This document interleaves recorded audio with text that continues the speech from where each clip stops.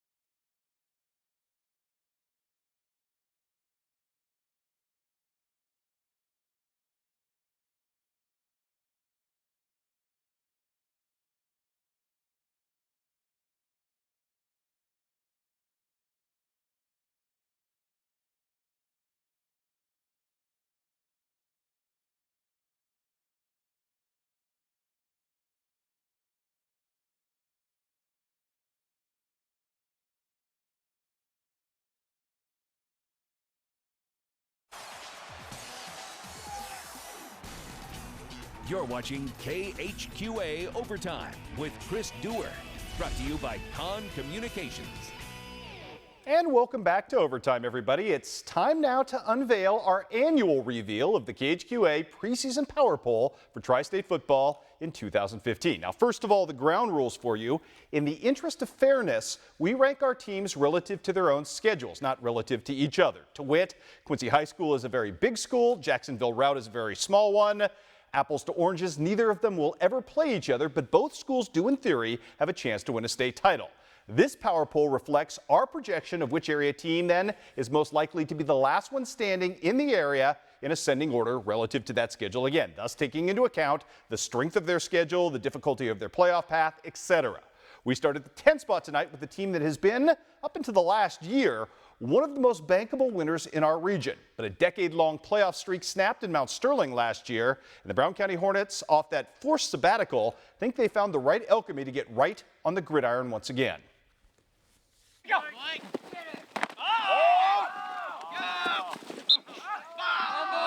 Oh, it's motivating as anything. I mean, you break something like the tradition that we had, and it's just you're going out there and you want to do everything that you can to make that tradition happen again.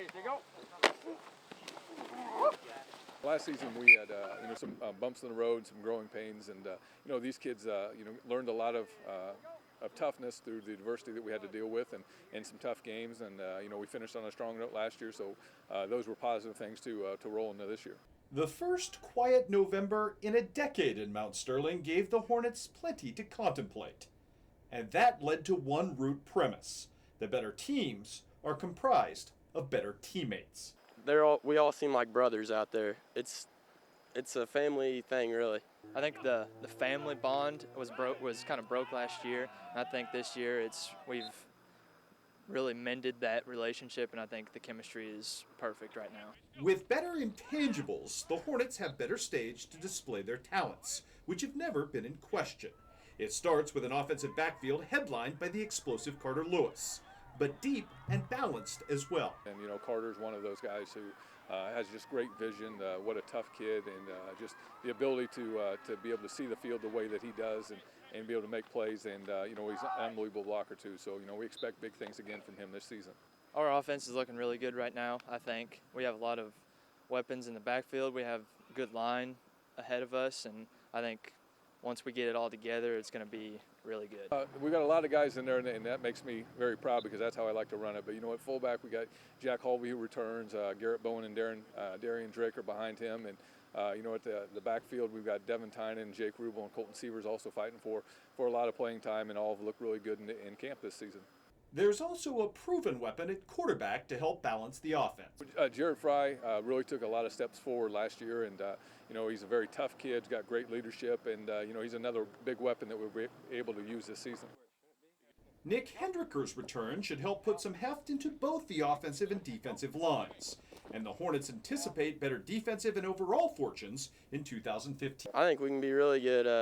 We're returning a lot of players and a lot of new players, and we're looking forward to it. Not making the playoffs last season and watching everybody else have success just gets us that hunger back to get in there and not take things for granted, and know that we got to take every game as the most important game to get those 6 wins to make sure that we're qualified for the playoffs.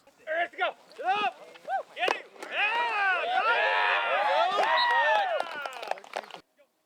Stuff right there. Watching the freshman. Brown County comes in at number 10. Then some interesting teams, some teams who haven't been around the top 10 of late. I'm intrigued by Knox County, kind of a version of what Rushville Industry did last year. Blue collar, good lines, physical play. Had a great jamboree last night. We've got Knox County number 9, Winchester West Central, who I think has a real dark horse chance to end up winning the WIVC South at number 8, and South Shelby, who you just saw tonight in the 7 position, doing what they always do, contending for the playoffs and contending to make a deep run in Class 1. Now, here's your swerve alert. We have a pair of teams sharing the 6th spot. One, the resurgent Rushville Industry Rockets, for reasons I'll explain in just a couple of minutes.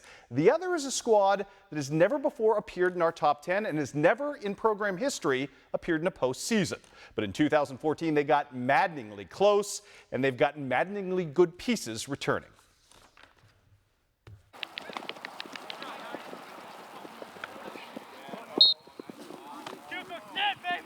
Well, it's been driving us a lot. Last year we missed it by 6 points, something like that.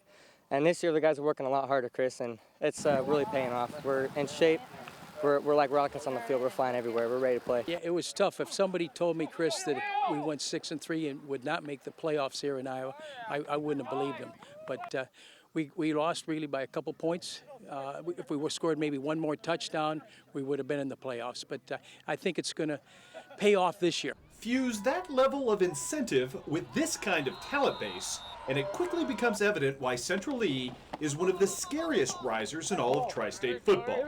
And while it might not be the first asset that comes to mind in scouting the Hawks, veteran line play may well be the engine to which all those outlier goals are reached. They're not very big, but man, they're fast. They're quick, they're strong, and they're dedicated. We had probably every single lineman in the weight room off the offseason during basketball and track, even in sports. They're threats that they have to worry about through the season. A lot of them have some tremendous experience. I had to bring them up back, some of them 3-4 years ago, and they all work hard. They've been working hard in the weight room. I'm really comfortable with them. I can sit in the pocket and just feel really comfortable just throwing the ball, winging it around.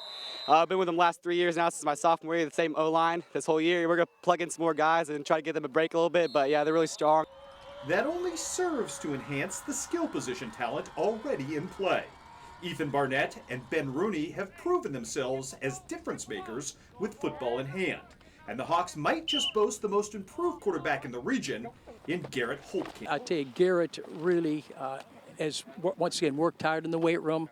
He used to be a sort of a skinny, scrawny kid, but right now he's filled out, and he's probably goes close to 190, and he's pretty tough kid. Well, Garrett, he's worked on his throwing progressions, and last year our throwing was a little iffy, but this year I really feel like we can do something with it. We can spread it out, we can do spread offense, we can do triple, we can do straight up I formations, we can do anything. Teams should probably be a little worried about essentially when they hear our name come up on the schedule. That established, the Hawks know that they have to prove it on defense, especially given the pieces there that they graduated.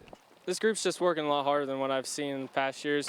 I know working up ever since 7th and 8th grade, we started to get more connected with each other, and everyone's working harder. Coaches are putting us through drills every day, making our tackling ability way better than what it's been, and it's just coming together a lot better. It's just hard work that we're putting into it. We don't want to be the team that goes first round and loses. We want to be the team that keeps going and be that first team in Central history to make the playoffs and just make a statement. Certainly seem well-heeled to do so. Again, Rushville Industry, as we talked about in the Barnstorm Tour, great linebackers, great running backs, maybe the best tight end in the area, and an advanced passing game for John Ebb in his second season. So Rushville Industry looks really interesting. So too the West Central Conference. I have no idea what to make of just about anything. We'll pick Illini West fifth there based on the talent that we saw in the Barnstorm camp, which looks pretty good, particularly in the backfield, and the fact that it's a Lyle Klein team and they always produce. We've got Quincy Notre Dame number 4. The Raiders have maybe the best defense in the area, although Palmyra has a great argument for that as well. You can't pick QD any higher than that until they shatter the Rochester barrier that seems to progress them or stop them from progressing in the postseason. Speaking of QD, had a chance to check them out today in their first contact scrimmage. We go to the highlights of that one. Quarterback battle brewing for the Raiders today. Landon Hemming, the senior, taking first snaps. Hook it up right here with Austin Tappy, the tight end. Nice catch for him. And then one play later, it would be Hemming to Tappy again. This was even prettier. Hemming showing off great pinpoint passing accuracy. Tappy just in a zone right there, a seam wide open for the touchdown. His battling, or his competitor, I should say, for Landon Hemming is Landon Peters. Two guys named Landon.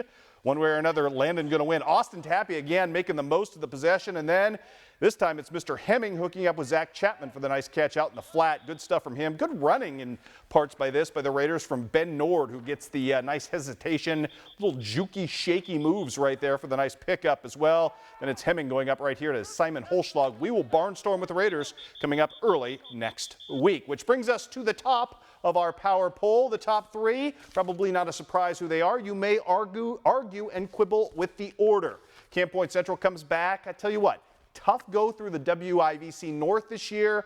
In fact, a great game right off the bat for Camp Point Central against West Central. So we'll see just how good the Panthers are. But with their record over the last couple of years under, Brad Dixon, they've won 90% of their games. Hard not to pick them in the top 3. We've got Hannibal number 2. I'd argue that this is the most talented team in our area and maybe the best offensive team we've seen in the last couple of years with all the weapons that Mark St. Clair has in play. The problem with Hannibal, their path to state is just absolutely littered with obstacles. So Hannibal comes in at number 2. Palmyra, maybe not quite as spectacularly talented on offense as Hannibal is, but they've got the better road. And as we said last week, with 4 All-Staters on defense, hard to pick against the Palmyra Panthers, especially coming off a Final Four appearance last year. Coming up next, we're going to talk a little bit about a volleyball team that may be graduating the greatest local player in the history of our area, at least in terms of her impact, what their future looks like. Coming up next.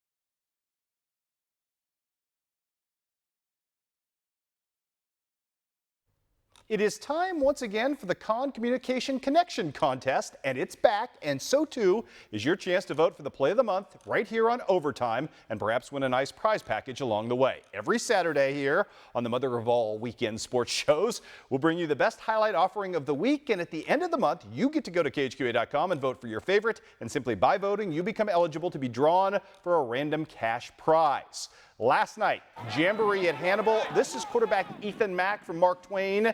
And this is something quarterbacks don't generally do, devastate and run over would-be tacklers. Mack working the Mack stash. He's got that 1970s growth going on in his face, and it's made him a 1970s type Burt Reynolds tough guy, apparently. Good stuff from Ethan Mack. Like seeing quarterbacks drop the shoulder, and he did so effectively. Your first of 6 nominees, as our first vote will come at the end of September. Well, we are talking Bruce Douglas, Karen Kemner type territory here, and perhaps beyond. No tri-state sports program has ever before had to bounce back from a graduation loss as seismic as that of Michaela Fecke, the National Volleyball Player of the Year by both Gatorade and the USA Today.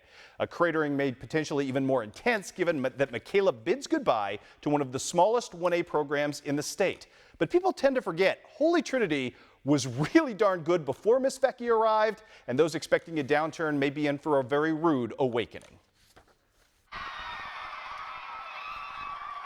I definitely think that we're going to be the team that, like, oh, okay, well, they lost 8 seniors last year, one of them being Michaela Fecke. They're not going to do anything. So my goal this year is to take everyone by surprise and be like, oh, wow, like, we can do it. Like, they don't know the program. Like, we have a successful program. We have girls who are willing to work, and I know that we can band together and do it. And, you know, they've got something to prove. You know, they know they've got some big shoes to fill, but they're ready. They're working hard this week, and, you know, they can't wait to get that first game under their belt. If this is rebuilding, then sign me up, as your defending state champs are still under the leadership of one of Iowa's most relentlessly successful volleyball coaches, and they return an all-tournament selection in Madeline Orton. Definitely. It's always fun to set Maddie because I know she's going to execute just like Michaela did last year. But there's other good players, too, that I know will execute as well. Michaela was great, but it took 13 of us to do that. And I don't think some people realize that it's not just 1 or 2 players. It's all of us. Like, even all the people on the bench and the staff and the managers, it takes all of us to do this.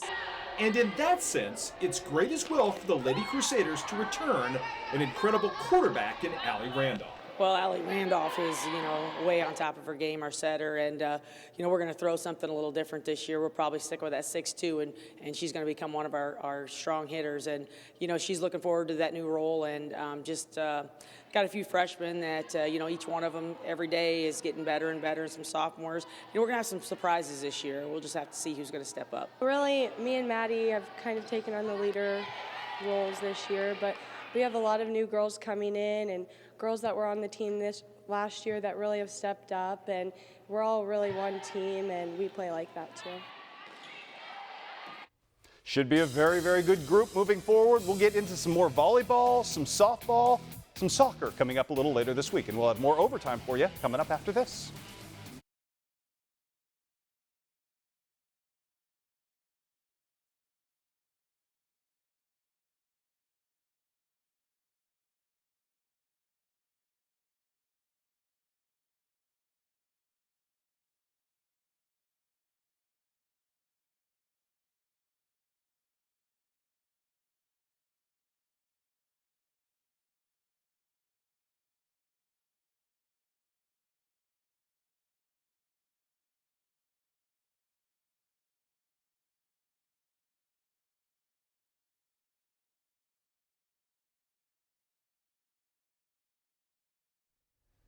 I'm sorry, your mic wasn't on. Say it again. Can we just do the scores as scripted and I'll get out quickly?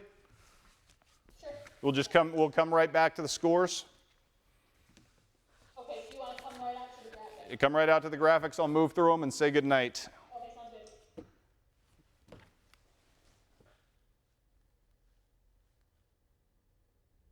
Your out time is essentially 32. Okay, thank you.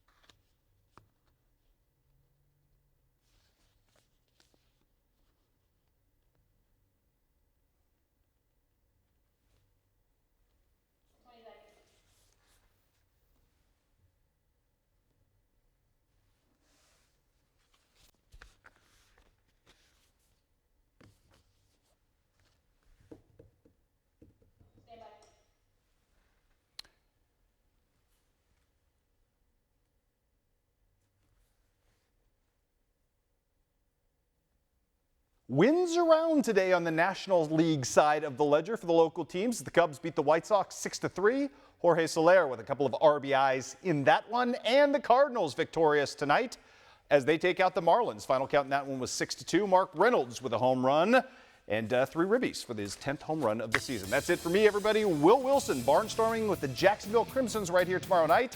For now, enjoy the wrestling.